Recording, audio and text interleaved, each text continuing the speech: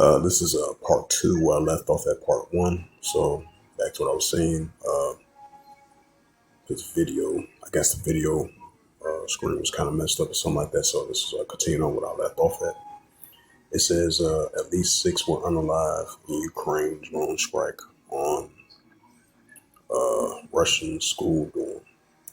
Get to that Ezekiel the 38th chapter.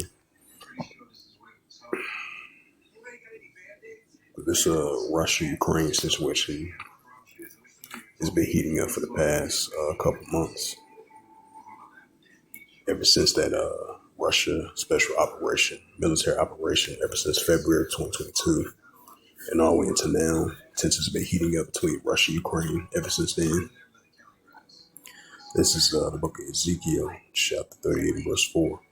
It says, "And I will turn thee back and put hooks into thy jaws, and I will bring thee forth in all thy army, horse and horsemen, all of them clothed for all sorts of armor, even a great company of bucks and shields, all of them handling swords." Right, so Russia going to continue to be in that warlike mindset as the Heavenly Father continue to put the hooks and back jaws in these Russians. Matthew 24 and verse 7. "For nation shall rise against nation," right? Russia versus Ukraine. Tensions are intensifying by the day. "For nation shall rise against nation, and kingdom against kingdom," which goes into ethnos. It says, "There shall be famines and pestilence and earthquakes in diverse places." Right, so that's what we're seeing. Earthquakes in various places. Earthquakes in diverse places. The famines and pestilence are increasing. Nation against nation, kingdom against kingdom. So I'm gonna go up a verse. Matthew 24 and verse 6. It says, "Ye shall hear of wars and rumors of wars." Right, we're hearing wars and rumors of wars between Russia and NATO, Belarus and Russia. Right, Belarus and Russia versus the European Union and NATO. Iran versus the United States, and Iran versus Israel, and the Hezbollah versus Defense Force. Those what you call wars and rumors of wars. And ye shall hear of wars and rumors of wars. See that you be not in trouble for all these things must first come to pass, but it is not yet. This is Mark chapter 3 and verse 24. It says, "And if a kingdom be divided, except the kingdom not stand." Right, so if a kingdom be divided, except the kingdom cannot stand. And this is the book of Luke 21 and verse 10. Right, things to come. It says, "Then said he unto them, Nation shall rise against nation, kingdom against kingdom." Right, so that's what we're seeing. Nation shall rise against nation, kingdom against kingdom. And this is a news article saying Trump skipped son's wedding amid reports of Iran strike preparation. It says the U.S. president said he must remain at the White House due to the circumstances pertaining to the government.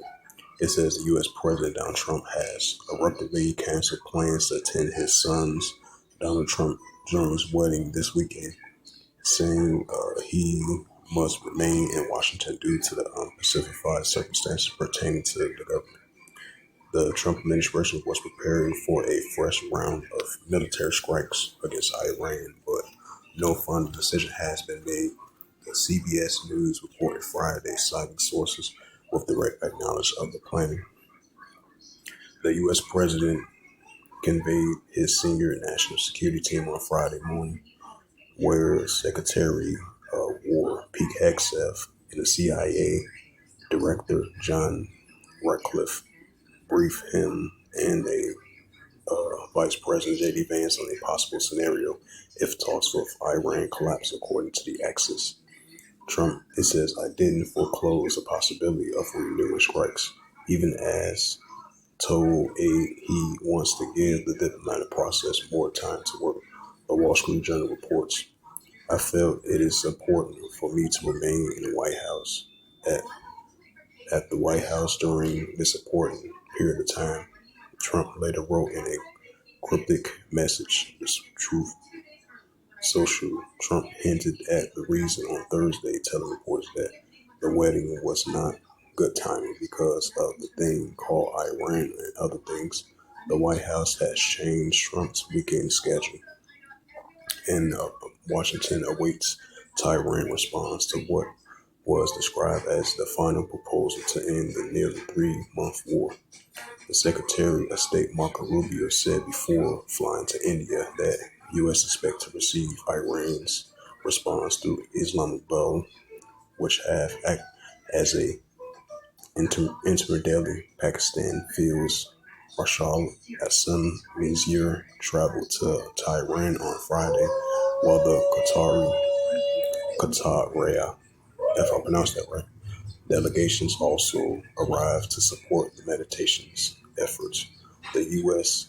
and Iran has refrained from strikes at each other since the fragile ceasefire began in early April. However, Trump has grown increasingly frustration with the stalled negotiations in recent days. In accordance to the Axios, has raised the possibility of the final decisive major strike operation after which he could declare victory and end the war. Iran Islamic Revolutionary Guard Corps warned this week that any renewed U.S. or Israeli strikes could widen the conflict beyond the Middle East, a promise crushing blow in placing Washington and West Jerusalem. Cannot even imagine. Because and that makes perfect sense because you think about it. You had the Houthi a couple of days ago. You had the Houthi rebels was saying that they have an opportunity chance to overthrow the Israel Defense Force. So that lets you know if these renewed strikes heat back up, tensions might escalate further more than just the Middle East, just like it did the first time in early March, I believe.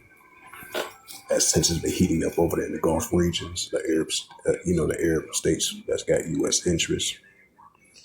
So if this heat back up, because Iran was saying that if the tensions heat back up, let me read that again. Yep, it says Iran's Islamic Revolutionary Guard Corps warned this week that any renewed U.S. or Israeli attacks could widen the conflict beyond the Middle East, which is Western Asia, promise a crushing blow. Right, so the Iranian Revolutionary Guard Corps, if the tensions, if it renews the Israeli strikes in the United States, they said they're going to make sure it's a crushing blow, and they're going to surprise them as well too. Because foreign minister, as I quoted him, mentioned that as well too a couple of days ago. It says, in that place, Washington and West Jerusalem cannot even imagine. The Iran foreign minister said that Friday that they were ongoing, but the deal was not close. The spokesperson, Ismaili Maghali, said that focus remains on ending the war and that detail related to the issues are not being discussed at this stage. The prophet Joel, chapter 3, verse 9. Proclaim ye this among the Gentiles, right? The Gentiles are the armies of the nations. Prepare war, wake up the mighty man, let all the men in war draw near to come up, right? So that's what we're seeing among these armies of nations. Wake up the mighty man, let all the men in war draw near to come up, right? After they being gathered up over in Western Asia, which you call the modern term, the Middle East is really Western Asia. Joel 3, verse 10. Beat your plowshares and the swords and the plungers and the spears, and let the weak sound strong. Right, because let the weak sound strong, and this is a prime example. As he said once again, he said Iran's Islamic Revolutionary Guard Corps warned this week that any U.S. or Israeli attacks could widen the conflict in the Middle East, promising a crushing blow. Place Washington and West Jerusalem can even imagine. Yep, let the weak sound strong. That's what we're seeing.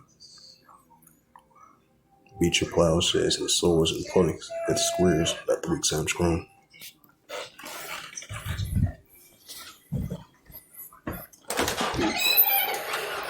I'll be there in a minute. Hold on.